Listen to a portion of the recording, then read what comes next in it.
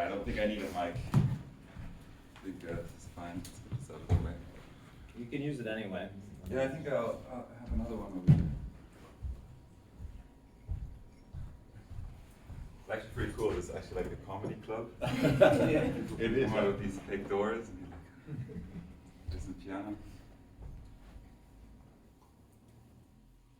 Okay, nice. So yeah, welcome to the workshop stage. Nice that you got up so early to listen to me talk. I'm just going to make this very open, and like you can, whenever you have questions, you just ask me.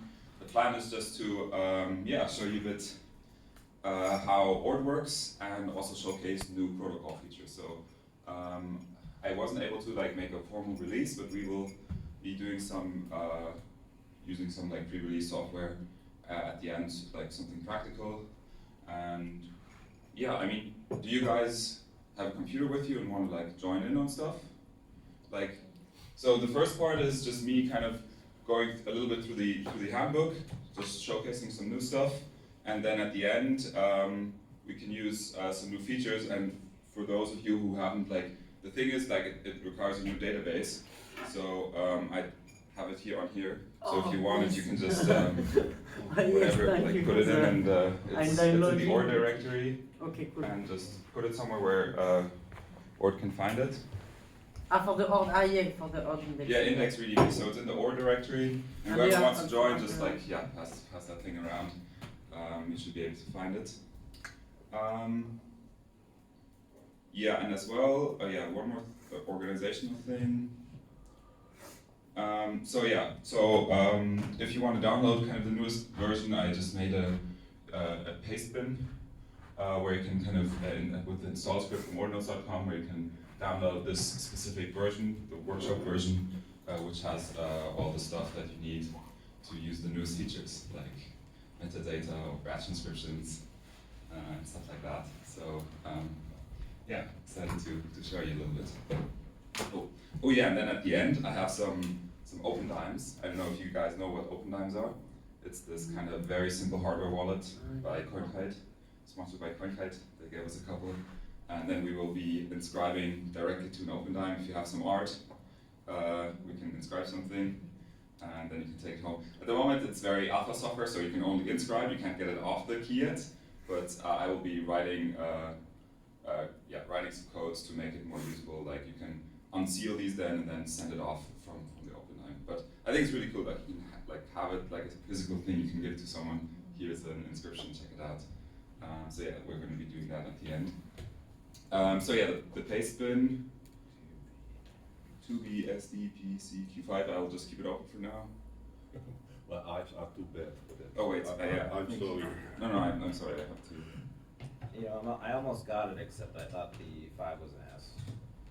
Okay, yeah. You can give me my eyesight now, yeah. I don't know how I can make the whole thing.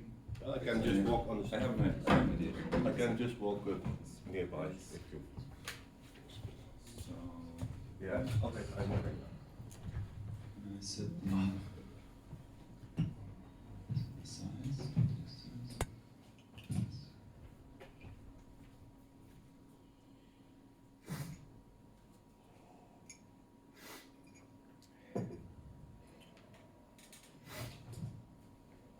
Let's see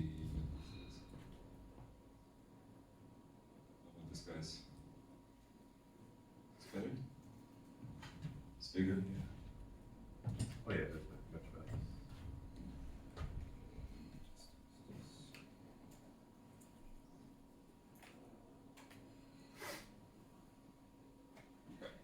So that's anyone who just arrived. I have this index VDP going around. We'll be doing that at the end. This is to download. I would just recommend making a temp directory and then the 2, and then you can go into you can also install it directly, but then it conflicts with your other stuff. So just make a temp directory, and then you have the binary in there, and it doesn't interact with other stuff. But yeah. Is there a new version of Ordinal? That's it? Yeah, exactly. That's like a pre-released version. It has a lot of new features. You came here for the alpha, so I'm gonna give it to you. Okay. Cool. Oh wait, do you have it? Huh?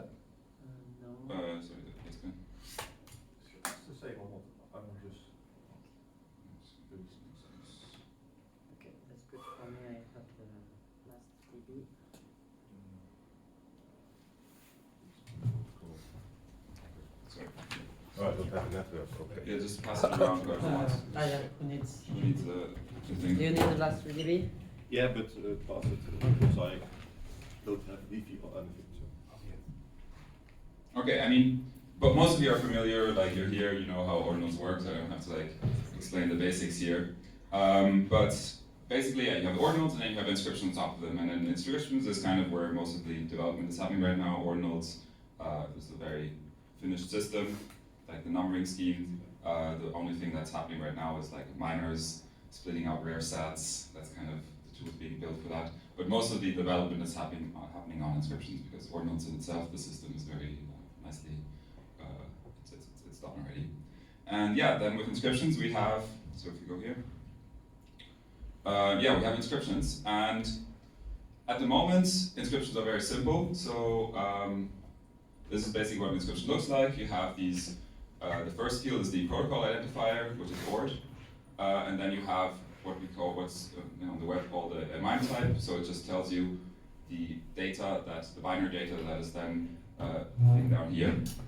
And that's kind of the first iteration of inscriptions.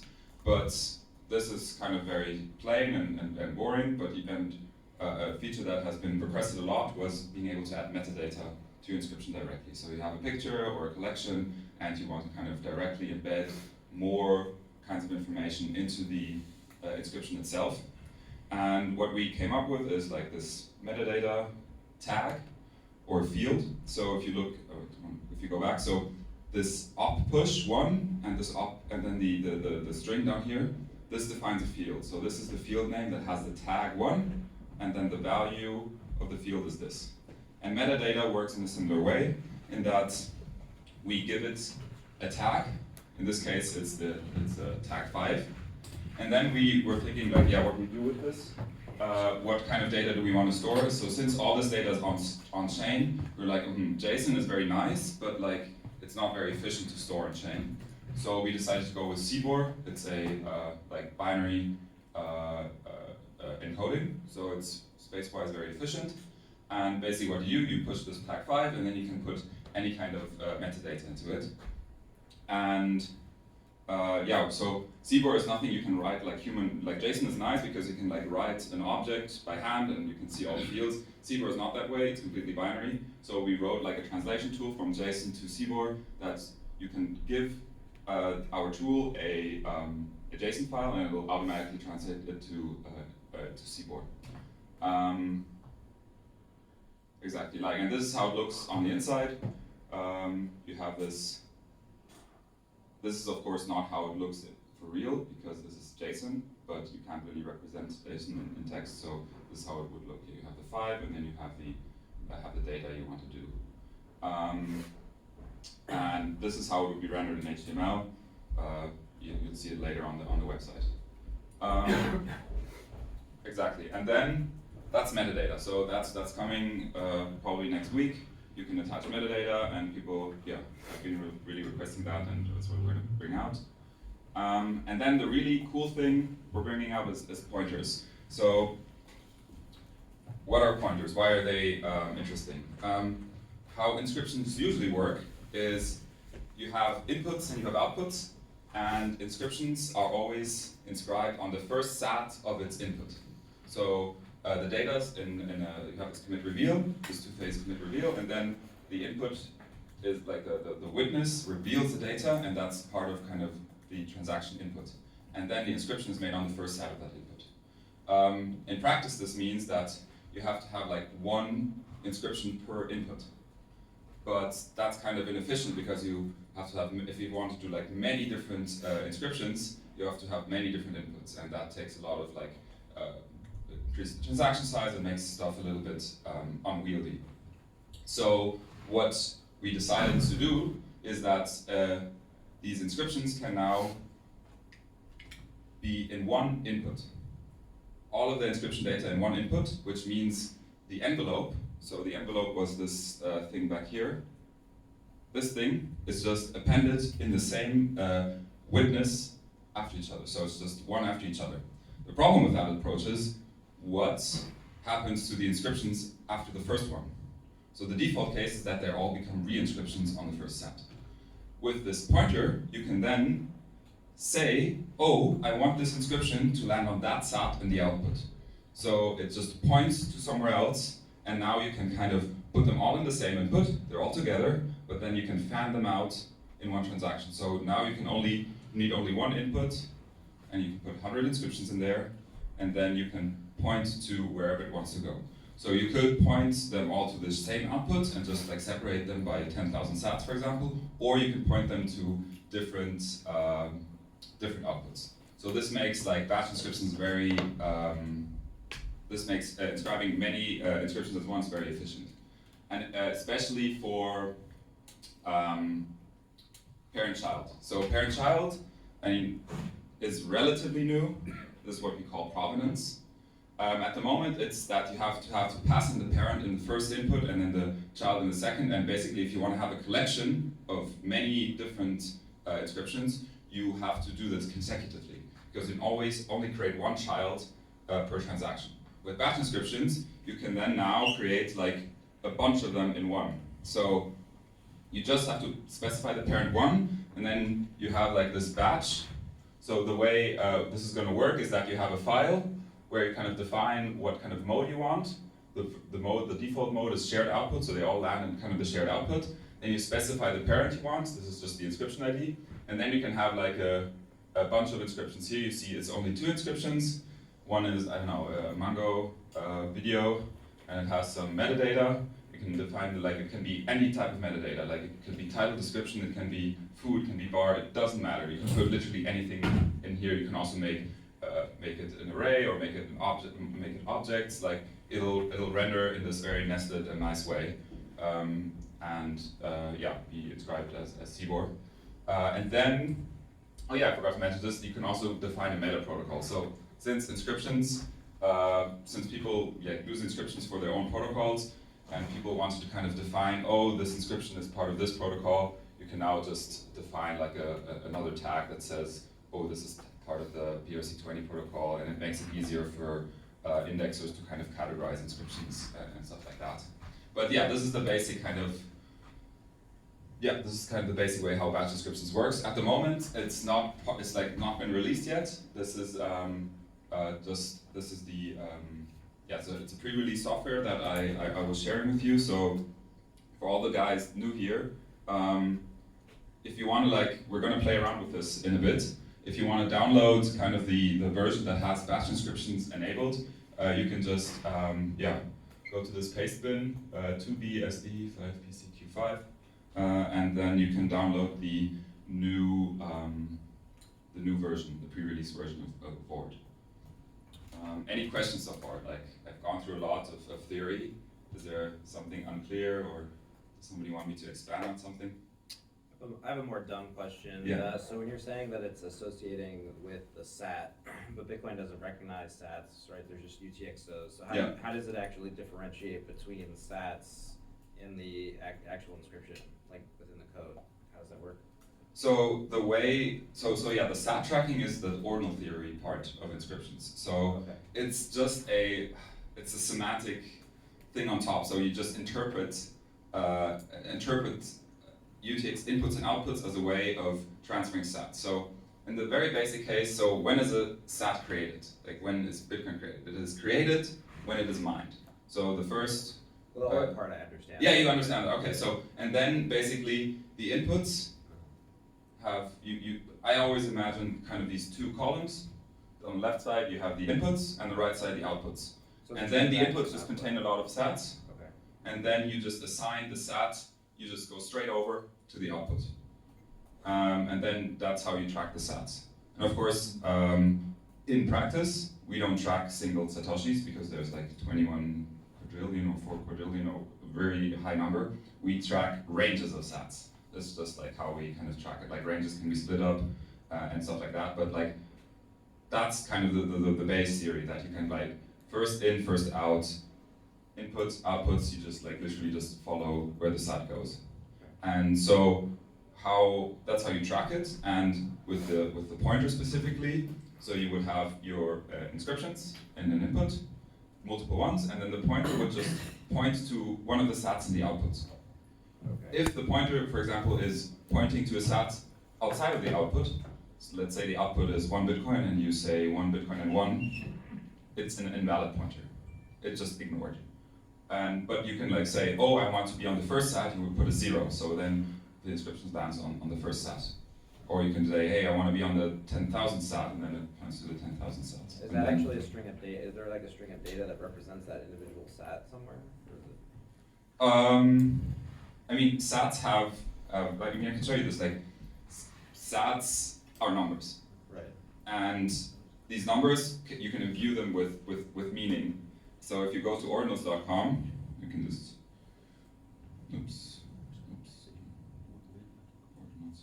And these sats can have, let's just go to random inscription, and then you can see, so this is just a random inscription, and you can see here, this is the sat that has been inscribed.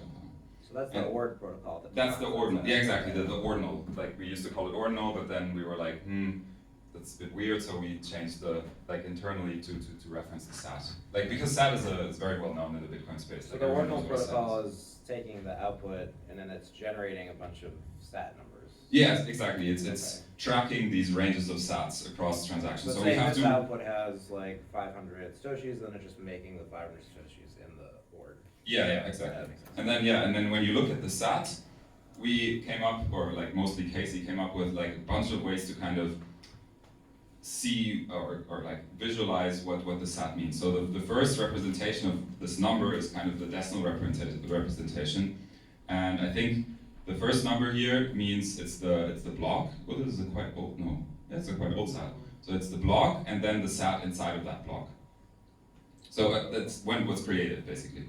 So it was created in the first 100 blocks. This is a very old sat. This is interesting. So that's derived from the transaction output, that number? Yeah, that's derived from when the sat is kind of birthed, when it is created. So the sat is created when it is mined. Okay. So it's part of the reward. And so yeah, the decimal notation, and then we have also degree notation that has to do with the cycles of Bitcoin.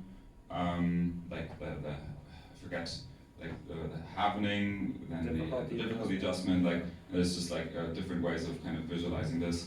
And then you see the percentile, so it's in the 0.01, so it's a very early sat.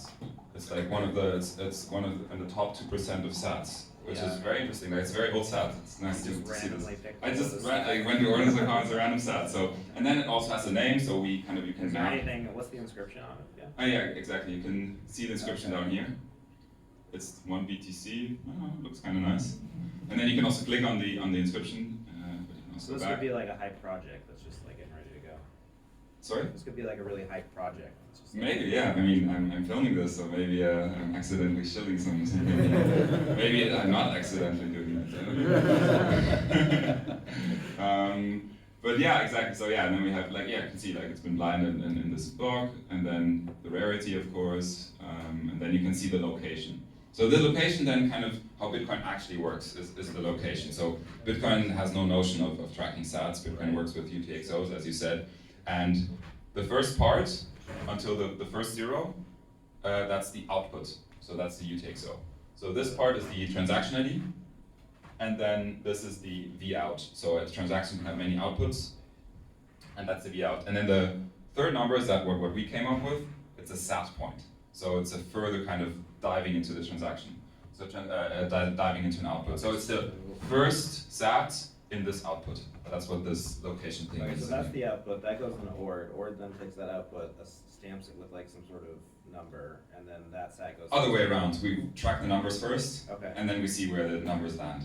So that's why the index also takes forever to build. So we have to like look at all the history of Bitcoin, and across all transactions, track where these sats land. So this says that this is from a real transaction, and this is the UTXO. Exactly, no, this is the kind of the last transaction that transferred it. If you look up this transaction hash, the GTX ID, then you would find that transaction. And you could put that in a block explorer. Yeah, I mean, yeah, let's try it out. So let's go to mempool.space. You can see, yeah, here it's a recent transaction because I picked it from the front page. You can see, yeah, it had one input and it had a pretty high fee, and this is the actual output. And like mempool.space is a bit stupid, or the visualization I do not like, because this is actually v out 0, so this is the first output. And then the fee, how conceptually I think about it, you have the inputs, the outputs, and the fee is what is kind of the difference between the input and the output, so it's the thing at the bottom. So, but mempool.space puts it on the top, which is... Well, they gotta make it look fancy, you know? Yeah, but I mean, you could switch it around, you know? Like the fee being at the bottom, then I'd be happy. I think there's a PR open on mempool.space, but I don't know why they're not merging that. Yeah, exactly. So, wait, okay. So, oh yeah, let's do some practical things. So, I mean, to kind of iterate a little bit quicker, what we can do, we just use rectest to kind of just figure out all the commands and work with it a little bit, and then we can do the actual inscribing on the OpenDimes in a bit when we've kind of gone through a couple examples. And they're also, like for this, the docs are also very nice. So it's pretty extensive. Like some people have been making these nice little guides. And then you can kind of, like this kind of tells you how to install and stuff. But you probably all know this already. And then testing. Testing is interesting. So rectest is a mode where you kind of locally run a Bitcoin node, and it makes it very easy to kind of test things out. So if you don't want to test out on mainnet, you just start the Bitcoin node, like you can open it and just follow along these steps. You start Bitcoin, and then you create our wallet. So the -R means that it's working in rectest, and then you can kind of you create an address, and in rectest to kind of mine the blocks, you literally just say generate money to this address. It's pretty cool. I wish it worked in real life like that, you know, just getting 101 blocks to my address. And then, 101 because the Coinbase is already always locked for 100 blocks. So you need 101 to kind of unlock the first Coinbase. That's why 101. And then you can kind of, the basic command is the inscribe command, but we can try out the batch inscribe command. And then, like, the nice thing about Ord, it's a very self-contained binary. Like, we have everything in it. So we have the wallet, we have the indexer, and then we also have the explorer. I think at some point we have to pull it apart, but at the moment it's all in one, which makes it very nice to kind of work with. You can directly inscribe and then run the stuff. I think I'll just show you some stuff.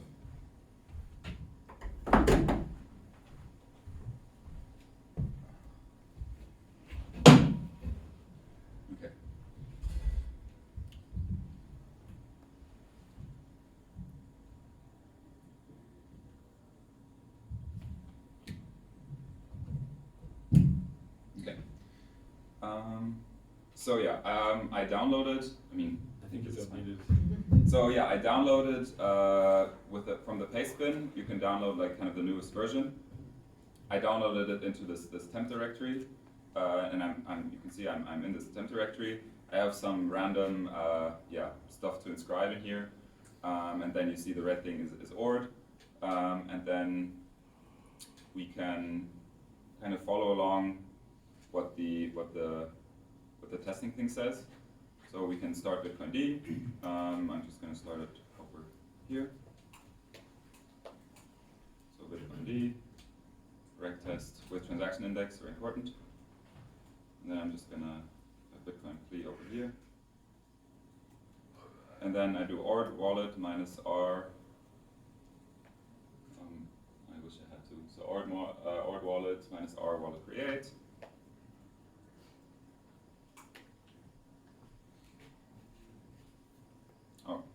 So it's just like we already have I already have a wallet.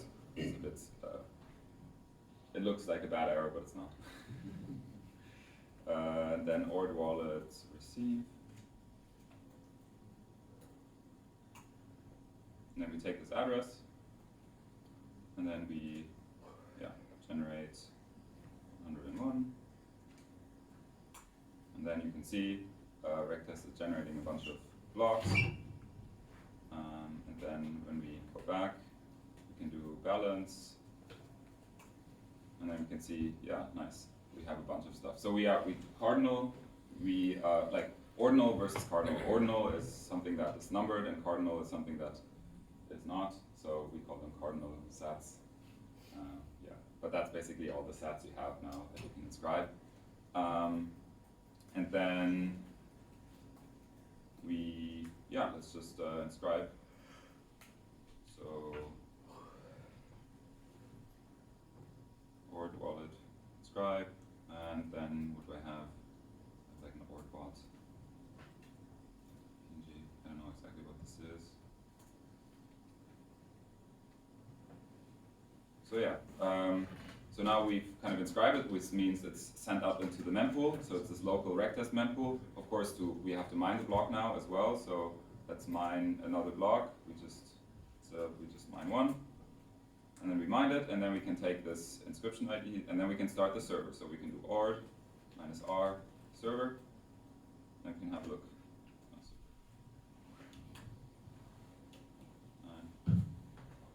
And there we have it. There's my little ord bot.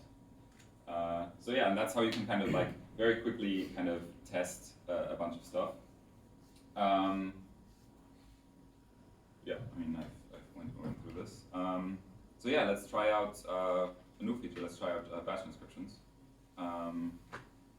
For that, I'm just gonna run this forward. I have a batch file here that I'm just gonna copy.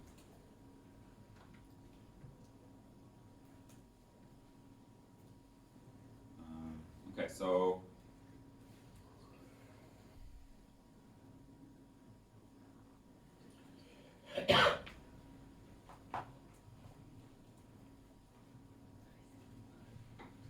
yeah, this is just the example batch file. The mode is a shared output, so they will all land in the same output. I don't want to use the parent for now, and then I'm just going to specify, specify some of the inscriptions I have in here. I don't know. Let's have a look. We can do der Baum. It's the tree in German. It's like simple pixel art I made. PNG. Let's leave the metadata where it is. Let's make another one. Let's do ord bot pink.png, and it's not a meta protocol. And let's do another one.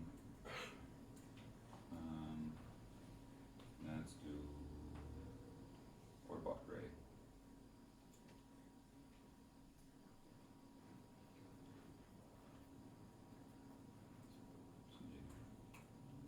Okay, I mean, let's hope this works.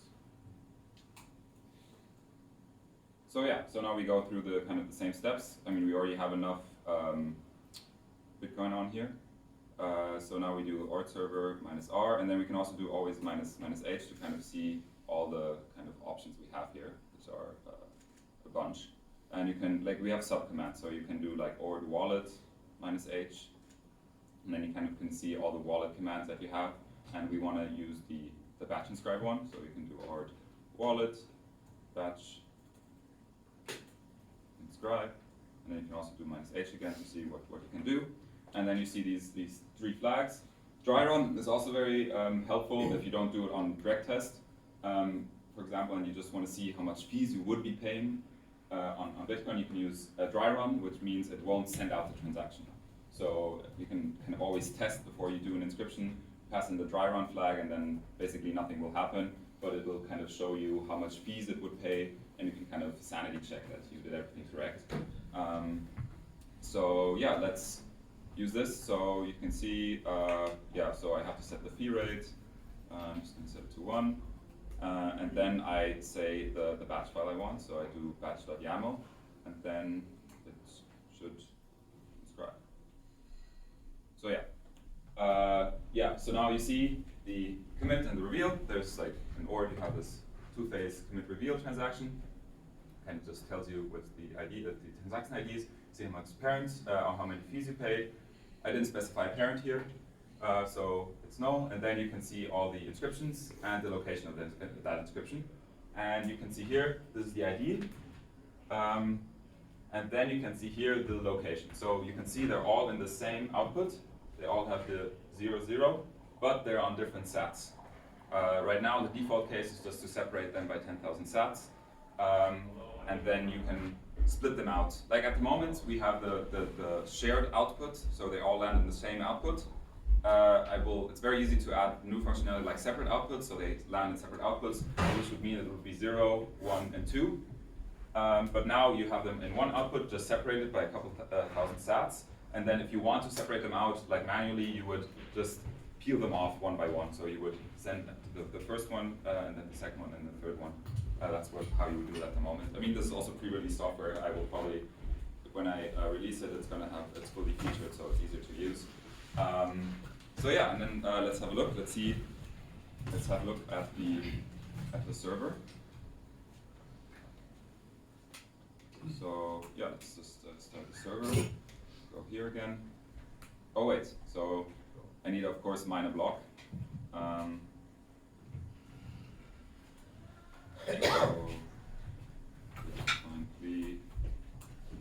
So yeah, now we mine a block, and now we can start the server. Now we should see all these inscriptions, and then yeah, so we can have a look at an inscription, and we can look at the output, and then like the output is the UTXO. So it's like how Bitcoin actually works, and you can see they're all in the same output, but like separated. You can see the value of the output, the address of this output, so you can send more stuff there, and then the transaction that kind of created this output.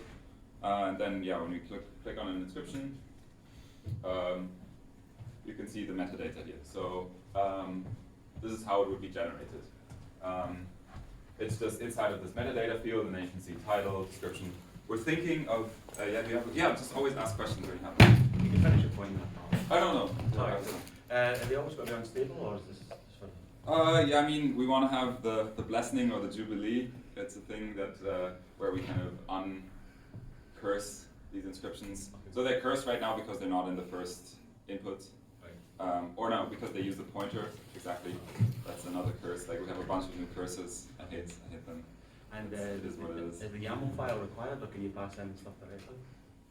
So I just showed batch inscriptions. Yeah. So batch inscriptions use this YAML kind of format, but you can, in the normal inscribe, you can use a flag, and you can either pass in CBOR, or you can pass in JSON, and then what we do is we translate the JSON to CBOR. There's a very easy mapping going that way.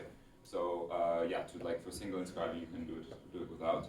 And we're thinking of like, if there's a field title and description, we're thinking of like pulling it out, so that like, because they're very often used fields, to make it like a little nicer. And then you can literally put any field in this metadata. Like we will show it. Like, and you can also make it very nested. It's going to be ugly, but if you are going to do a lot of nested stuff, that's going to be your fault. Like, so yeah, that's how the metadata looks, and how the batch inscriptions work.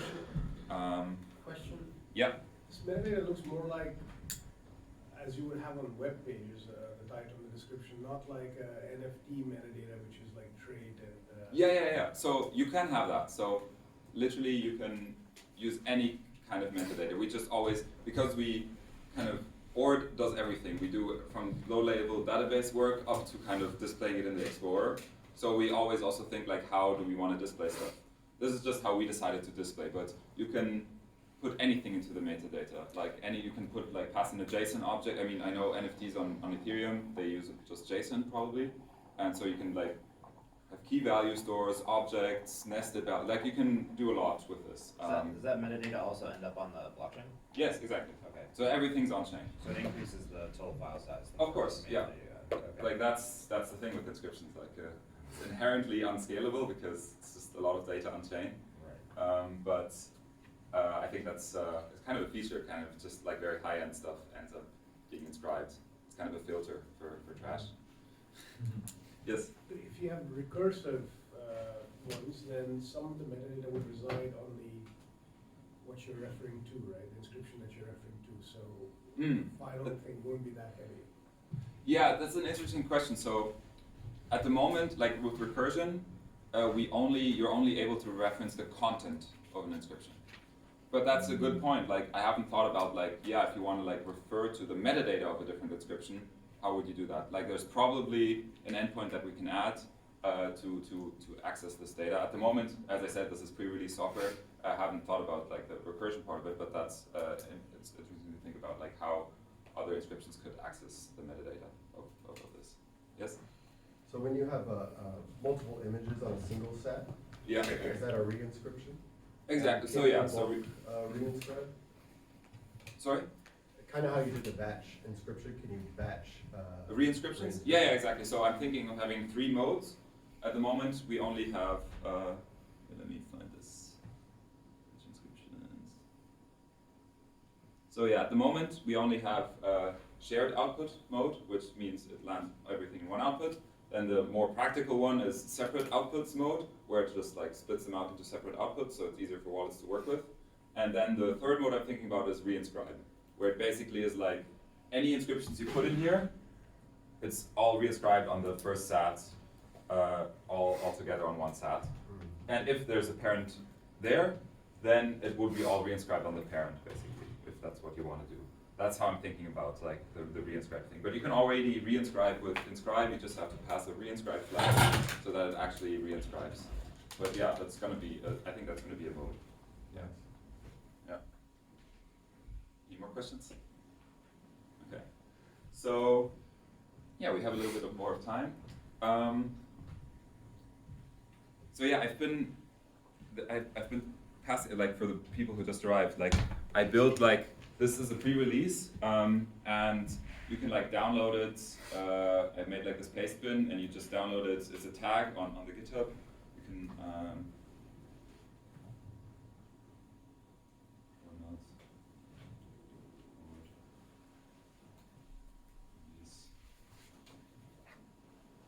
So yeah, it's a pre-release, just workshop. You can either download it here, and then I have built the index on this. So if you want to like follow along, I would now do like some stuff on mainnet. I also have this feature on here in this new release that inscribes directly to like an OpenDime. It's very simple. It's just you put in the OpenDime and then it extracts the address and then it inscribes to that OpenDime. So then you can kind of put stuff on here and give it to people. This feature only works on mainnet, so you have to be a bit reckless. And at the moment, you can only inscribe to it. You can't extract it. So OpenDimes, if people don't know, it's like a hardware wallet. Very simple. That's like a one-time use hardware wallet. So you can use like put money on it, and then you can pass it around, and you can verify that it's kind of sealed and the private key hasn't been extracted. And then you can unseal it if you then want to have the Bitcoin. You like kind of punch a hole through here, and then you can use it. So I would inscribe. I have one picture I want to inscribe on an OpenDime. If anyone wants to follow along, you can like copy the index here, and then follow along. Yeah, if anyone wants to use it. I think you did it, no? Yeah. Yeah. Just pass it around. You have all these URLs or somewhere on some page or. So yeah, I mean, to just go to the docs ordinals.com. I mean, the batch inscriptions part is not there yet, but the pointer is there, and I think the metadata is there as well. But batch inscriptions, I did that yesterday, so it's not on there. This is me running locally the docs. Yeah, he invited me on. I was like, I gotta go. Yeah, but this is your own URL, right? This is your. Yeah. So, but you can go to. What's your Twitter? You can go here, and you see most of the stuff. Like you have the metadata stuff. You have the. I don't know what it's. Okay, it's a little bit broken. But yeah, like it's missing the batch inscriptions part. Yeah, but like yeah, just like if you wanna like the docs are very nice, and we also have now.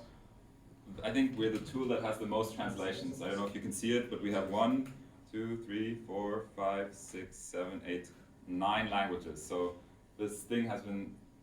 It's incredible, like so many people have done translations. It looks pretty cool, like all these different languages. Like I think that's Chinese, Japanese, and this is Arabic, Russian. Like yeah, so there's something for everyone. So if you guys want to inscribe on OpenDimes, if you want to follow along, I don't know who's prepared, but I have a bunch of OpenDimes here. Anyone wants one? I would try.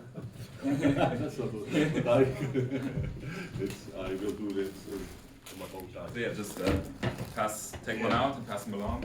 Super, thank you. How do you get to the workshop tag that you had? Oh, the workshop tag. I mean, yeah. Okay, so it's on GitHub on the releases, Yeah. or you can go to this paste bin, and this is the we'll download the correct. Where Fine. the paste bin is? I mean, paste bin. I think you just have to copy this. Okay. So it's 2BS. Cool. Maybe. Really incredible the one time using it's like the our wallet but we can use Can you read it, or should I increase the size?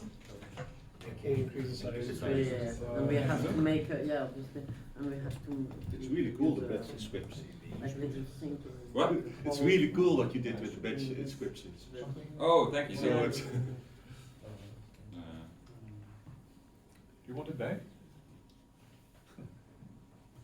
Oh no, you can pass it. Like I have multiple. Like take one. Like if you can have one. Like if you don't want to like if you can't follow along, I have a couple. So like take this. Take like everyone take one. Like share them around. Like take share them please. This isn't a wallet drainer, is it? These were provided by CoinKite, so Yeah, it's really cool. share them around. What is this called again? This is an open dime. Open dime? Open dime, yeah. I can go to the. Did everyone dime, get like the, a get, the nickel. paste, get the paste bin? Penny, nickel, dime. Okay, For good. sure, like the idea of, you said breaking a seal or something in the end, right? Yeah, exactly. There's like a seal. Did everyone get one? How many are we missing? Okay, You got one? Oh yeah. so yeah, this is a open dime. They now have like a newer version, which is cooler. It's like these SAT chips, which is an NFC version of it, but it's more difficult to work with. Like what I like about the open dimes, it's literally a USB drive. You stick it in and you can do all the stuff. These has like a more complicated NFC protocol. I do want to integrate them into Ord so that you maybe have also an app where you hold it against and then you can inscribe to these SATs cards. But yeah, they were a bit more difficult to work with, and the open dimes are easy. And I also I like how they look, like the open dimes. It's something you could like make a necklace out of and maybe wear. I don't know. And then you put like a cool inscription on it and maybe increase the postage, and then you have like I don't know $10,000 hanging around your neck. I think I think they just look really cool, very cyberpunk. But yeah, like SAT cards are better because the open dimes is like a single use. So you can only unseal them once, whereas these SATs cards, they have 10 slots. So you can like transfer money there and then transfer money out. You can destroy one slot and then you can use another slot.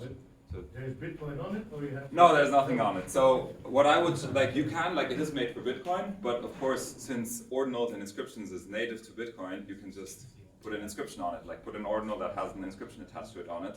And yeah, that's what I wanted to show. Kind of show how that works. And these open dimes, they only work on mainnet. They just only generate mainnet addresses, so you can't test it out or anything. So yeah. Okay, let's try this. I used one of these, and I'm sure which one I already used, so we'll just have to see. Yeah, I haven't converted. Right, I just had a question. So Yeah. if you wanted to do an interesting way of distributing a collection, could you just physically have all your inscriptions on these USB sticks and then Yeah. physically mail them out? Exactly. I mean, I don't know if I can tell too much, but yeah. But we are doing a similar thing with a project, distributing them physically on things. I think I can't. Yeah, I can't tell more than that. But, yeah, you'll hear about it in the coming weeks. So yeah, I'm presenting this and also showing you how to do it yourself. And yeah, so yeah, we have these open dimes. Yeah, this is the website for open dime. Go check it out. The SATs card is also pretty cool. Okay, this is fucking huge.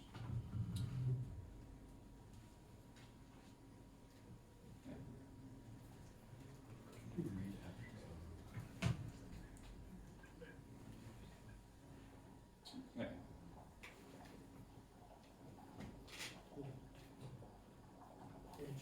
question. Yeah. Yeah, sorry to bother you with No, this, no, but, it's fine. Like just. with before the YAML file, where is it in the documentation? Because I don't find it. Yeah, yeah. I So have recursion yeah, it's and my pointer, local. It's but my yeah. local copy. So Okay, you yeah. can. Yeah. Yeah, if you like right now, how can you look at it? I mean, I have a branch, batch inscriptions. You can look at, Okay. check out the branch, and then do. Do you use just? Do you know what just is? I know that it's a command line of Kazay, but I Yeah, it's never like really Casey's used it. like make file alternative is the simple version. You can do just serve dash docs, and then it will serve that. Or you can Okay. also look at the just file and then look for serve docs, and then there's like a small bash script that will generate the docs and open the window. Could you explain just? I mean, sure. Just is Yeah, I didn't. a better, like, you know what a makefile is? Yeah. So makefile is kind of complicated, but it's very powerful to kind of build, basically most of the time C libraries or any kind of thing. You can like make, like you have these small little recipes. I don't know if in Make it's called recipes, but in Just they're called recipes.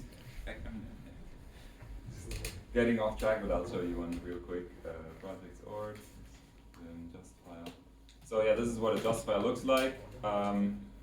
You kind of define the command and then what is supposed to be executed, and like in Make you can also like say what's supposed to be executed beforehand.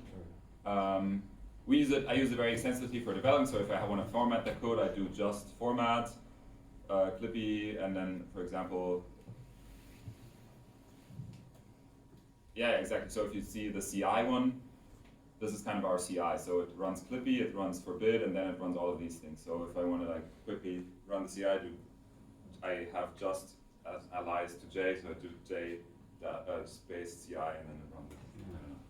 So yeah, that's just. Can you also tell more, maybe later, about the parent thing? Oh yeah. How that's done? Yeah. Or. We're gonna get as much out of you as we can. I think there's a pause now, anyways, like a coffee break.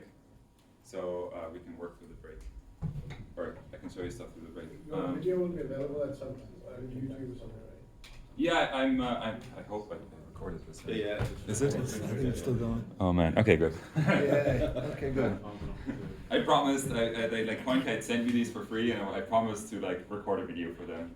So yeah. So let's do Ordinal links. Is it run? Yeah. So I'm just gonna finish building the index. So I'm now running it on mainnet with the database I gave, the ReadyB, and the new kind of free-release version. I'm just gonna let it finish run. And yeah, what was the question? The parent thing?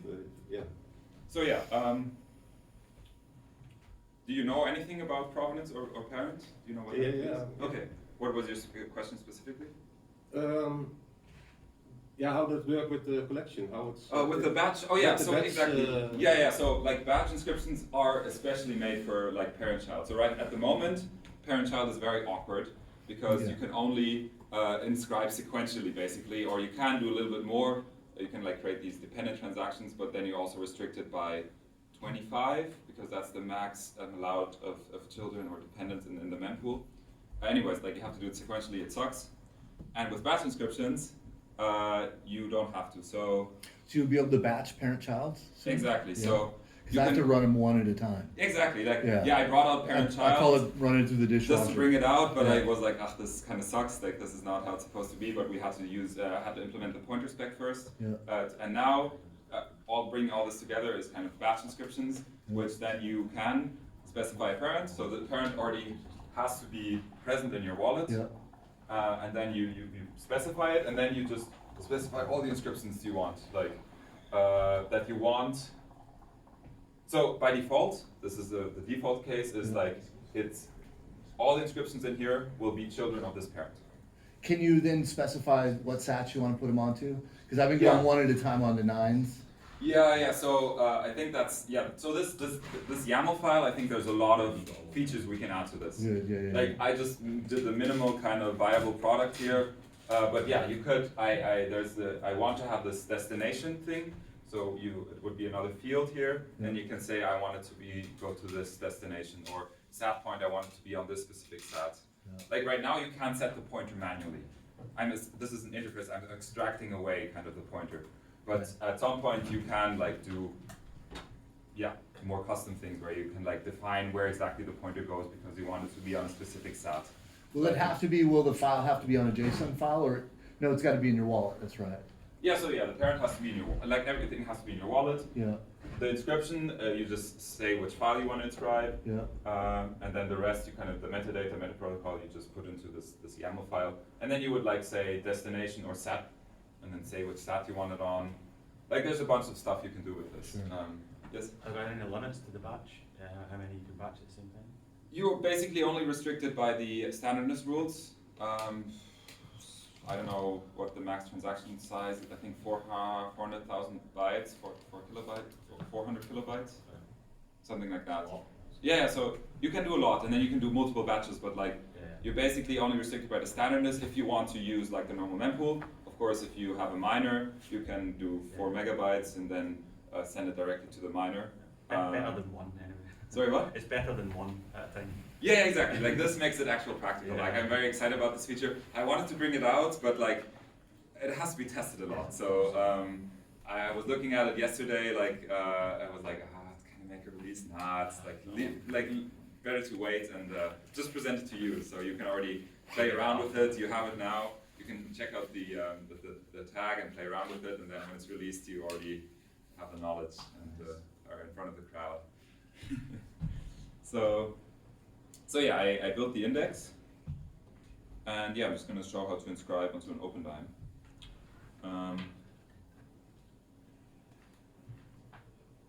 So yeah, it's a USB cable, and then you just plug it in.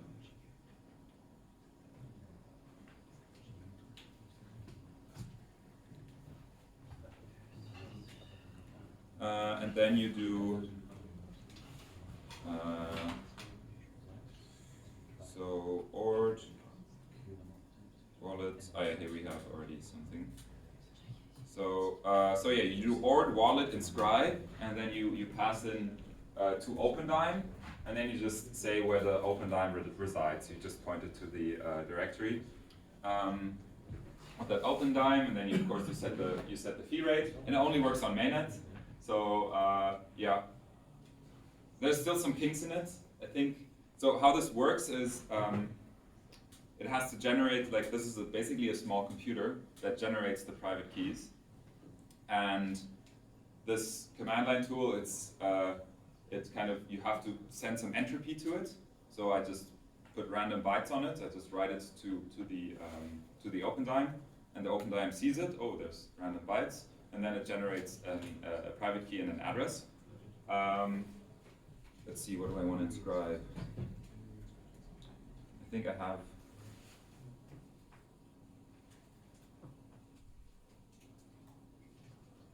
I want to see. I thought I had something in here.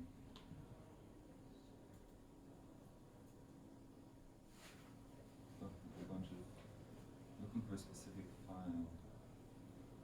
And this, like, somebody made like a Scooby-Doo honorary, but they didn't inscribe it yet, so I was like, and it looked kind of cool. Where is it?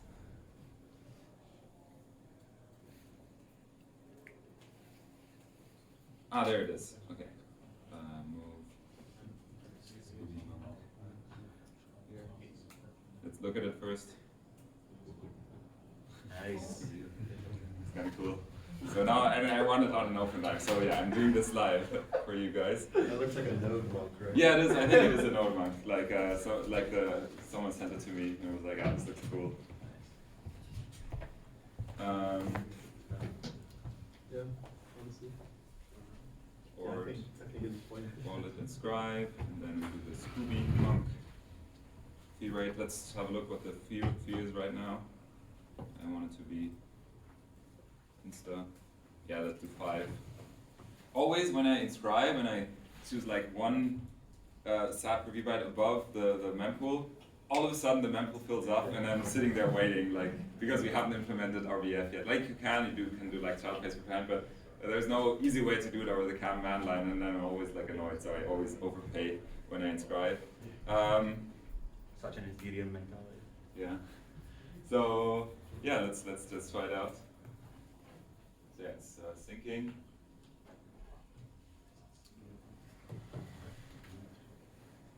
it's probably gonna like, yeah, so it's generating the new address. It might fail because it takes too long. Yeah, like, so, yeah, I knew this was gonna happen. What it does, so it generated the address now, and then it tries to get the address, and I just have a thread sleep there. I should be like looking for the file, and then when the file appears, but I did it only for 2 seconds, so that's why it doesn't work. If I run it again, it'll work. So now it finds the address, and now, so you just have to run it twice. Like, I coded it up a couple days ago, so it's very, I just wanted to show the feature off. It's not done, it's pre-release.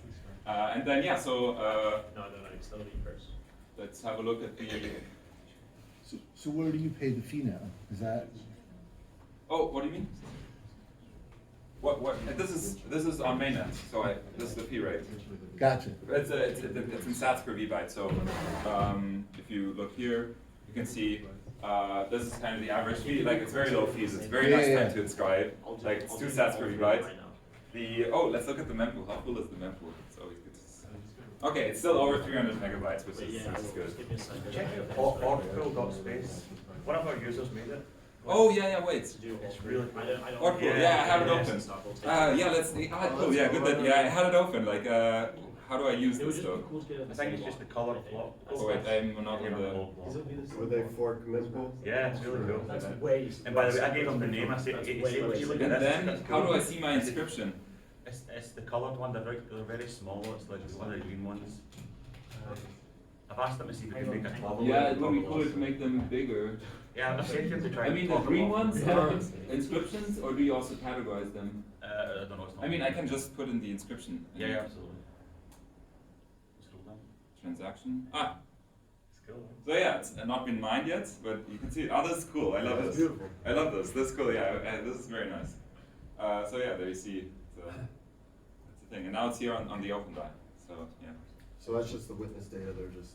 Yeah, exactly. That's the witness data and the ordinal that has been inscribed. It's on this open dime with 10,000 sats postage. So postage is what we kind of attach to this, because you can't send around single sats. In Bitcoin, there's this thing called the dust limit, which means like it's the smallest output you can create. It always depends on what kind of address it is or what kind of output. I think for Taproot, the dust limit is like about 350 sats. And we like to attach a little more sats to it so that you can send it around a lot. So basically, you can consume it for fees when you send it on. And the default size for that is 10,000 sats. But people set it also very low sometimes. But you can customize it. In this case, it's 10,000 sats. So yeah, there's like 10,000 sats on here, and the first sat is inscribed with this big, nice, with the Scooby node on thingy. It looks very skeptical. Yeah, it looks like, well, it looks kind of cool. I really like this. I don't know why. It's simple, but yeah, it's a good vibe. Yeah, I think that's basically it. I'm happy to answer more questions. Thank you. Thank you.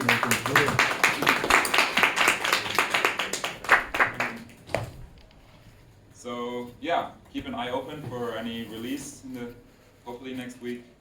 First, I have to sleep a little bit. It's been a stressful week, but What is being released in metadata? that's going to be in the release. So it's going to be a big release. So it's metadata, bash inscriptions, pointers, a bunch of new languages for the docs. Like it's a nice release. Cool. Yeah. Yeah. You mentioned it earlier about how it's all contained. Are you thinking about extracting the Explorer from the main repo into its own? Oh yeah. I mean, long term, that's definitely what you should do in a maturing project. You want Ord to be a daemon, like Bitcoin Ord D, and then you want to take out the wallet. You want to take out the Explorer, make it all JSON RPCs, and then communicate like that. But that will take a while, and I like it like this right now because I control the whole stack. It's all in Rust from top to bottom. It's very nice, but it's also complicated.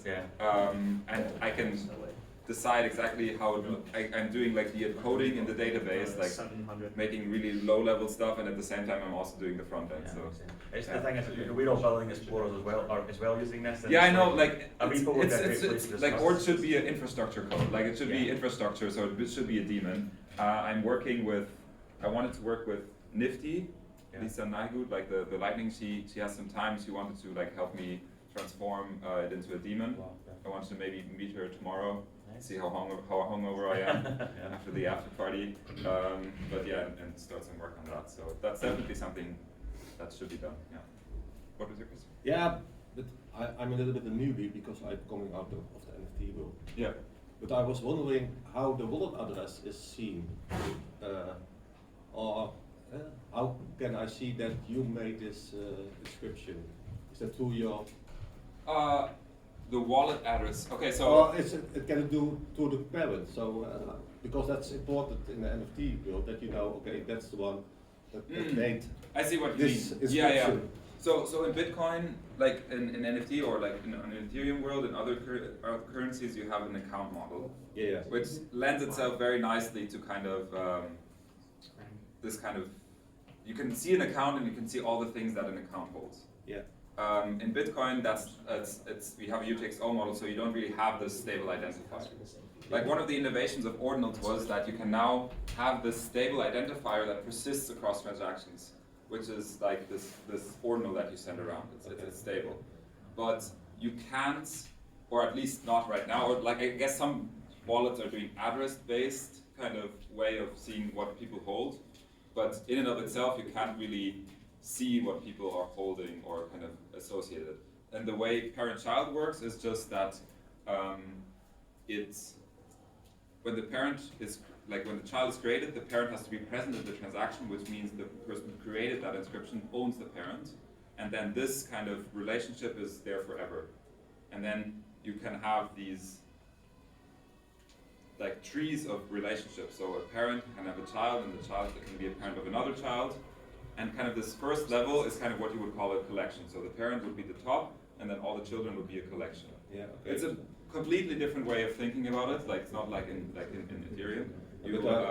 But you can build this kind of tree of relationships. Like who knows what people are going to build with it? But like the base kind of case is that you have a parent, and underneath it a bunch of children, and that would be a collection. And then you can send it around. So as an artist, I have to make first a parent. Yes, exactly. And that's my genesis. Exactly. And then Yeah. I sign Exactly all other. Yeah. So you have to think very Okay. hard about what you want to choose as your parent.